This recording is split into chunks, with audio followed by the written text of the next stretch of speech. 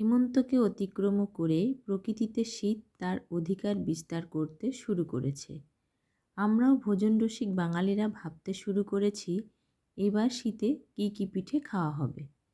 আজকে আমি চালের গুঁড়ো ছাড়াই সুজি দিয়ে একটি সাবেকি পিঠে বানিয়ে নিয়েছিলাম, সেটাই আপনাদের সাথে শেয়ার করলাম।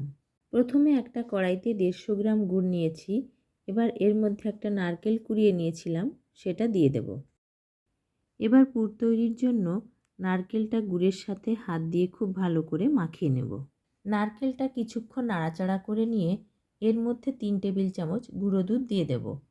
গুঁড়ো দুধটা এবার নারকেলের সঙ্গে খুব ভালো করে মিশিয়ে নেব।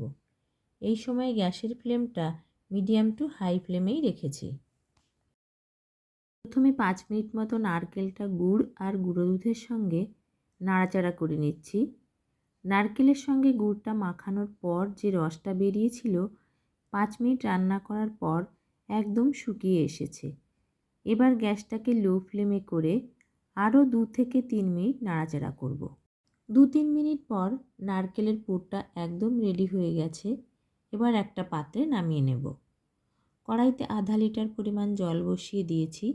জলটা একটু গরম হয়ে এলে 2 টেবিল চামচ গুঁড়ো দুধ দিয়ে দিলাম। এবার গুঁড়ো দুধটা ভালো করে মিশিয়ে নিচ্ছি। গুঁড়ো দুধটা জলের সঙ্গে মিশে গেলে 1 মিনিট মতো জাল করে নিয়ে 200 গ্রাম সুজি দিয়ে দেব। গ্যাসটাকে মিডিয়াম ফ্লেমে রেখে সুজিটা 2 থেকে 3 মিনিট মতো রান্না করে নেব। নাড়াচাড়া করতে করতে সামান্য পরিমাণ লবণ দিয়ে দিলাম। লবণটা দেওয়ার পর লো ফ্লেমে 2 মিনিট সুজিটা রান্না করে নিয়ে একটা ঢাকনা দিয়ে ঢেকে রাখবো 5 মিনিটের জন্য। গ্যাসের জালটাও অফ করে দিলাম। একটা থালাতে সামান্য ঘি ঢেলে নিয়ে হাত দিয়ে থালার চারিদিকে ছড়িয়ে দিলাম। এবার রান্না করে নেওয়া সুজিটা থালার উপর নামিয়ে নেব। সুজিটা গরম রয়েছে, হাত দিয়ে ছড়িয়ে দিলাম ঠান্ডা হওয়ার জন্য।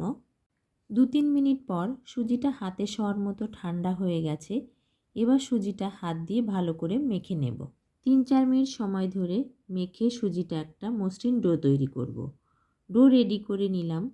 হাতের তালুতে সামান্য ঘি মেখে নিয়ে পুলি পিঠে এবার তৈরি করে নেব। 2 রকম পুলি বানাবো আজ, বল পুলি আর নকশা পুলি। প্রথমে কিছুটা ডো নিয়ে হাতের তালুর সাহায্যে বলের মতো গড়ে নিয়ে তাতে পুর ভরার জন্য কিছুটা বাটির শেপ তৈরি করে নারকেলের পুরটা দিয়ে মুখটা বন্ধ করে বলের মতো তৈরি করে নিলাম। এভাবে কয়েকটা বানিয়ে নেব। এরকম পুলি বানানো খুবই সহজ। এরকম পুলি আর একটাও বানিয়ে দেখাবো। এভাবে সুজির সেদ্ধ পুলি এবার শীতে আপনারাও একবার বাড়িতে বানাবেন। এবার নকশা পুলির জন্য হাতে খানিকটা ডো নিয়ে প্রথমে বলের মতো গড়ে নিয়ে বাটির মতো তৈরি করে নারকেলের পুরটা ভরে পুলির মুখটা ভালো করে বন্ধ করে উপর থেকে চামচের উল্টো দিক দিয়ে কিছুটা নকশার মতো তৈরি করার চেষ্টা করলাম।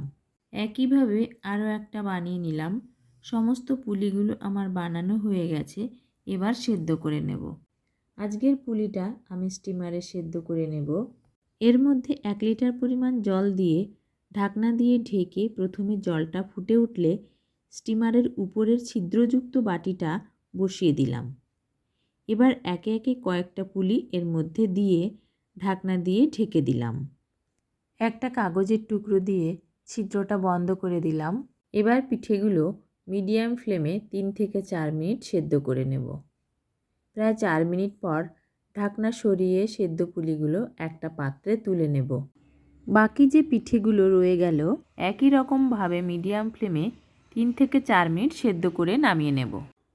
আজকের ভিডিওটা ভালো লাগলে অবশ্যই একটা লাইক করবেন।